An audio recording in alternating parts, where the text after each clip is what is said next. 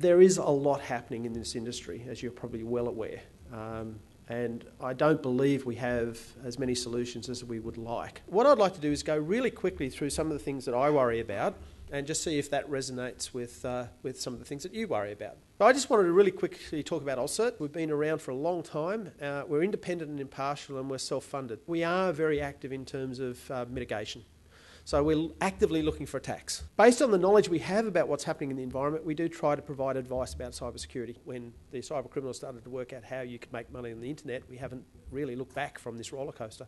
IP theft is really the rising motivation for attacks. The common attacks we're seeing is the ongoing attack against the client PCs. A lot of the web applications and the servers are targeted covert enterprise intrusions, which are, they know who they're going for, they know what they want, it's covert, and they're generally doing it very well and getting into the system. The everyday online banking theft continues. It is so routine. It's now part of our environment. Criminals can escrow their payments and malware. It just gives you an idea of the sophistication of this economy that underpins cybercrime nowadays. Next thing that worries me, apart from the compromised machines and the botnets that we see to be proliferating, is the covert compromisers. This is the preferred modus operation of choice of the criminals. Whereas previously you'd get an email with a link, click on the link, you get infected. We've sent out emails to compromised websites hosted in Australia. These are websites hosting malware that we're aware of. Roughly it comes to about 20 a day.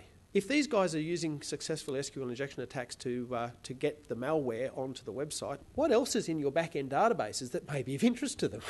Because they're in there. The fact that they use things like Google to find the vulnerable code on the websites. As soon as Google finds a page that's ready to be done, it's automatic. Endpoint devices, my laptop, my desktop. If the endpoint, the remote compromise, exists there, while you can protect the integrity of a financial transaction, you cannot protect the confidentiality of that transaction. That worries me significantly. When we have the eHealth people telling us that they're going to allow us to view our personal controlled electronic health records and view them over the internet, and it will be secure, I am saying they are lying to us. We've got attacks on machines, we've got attacks on websites, we've got government records that are going through the system.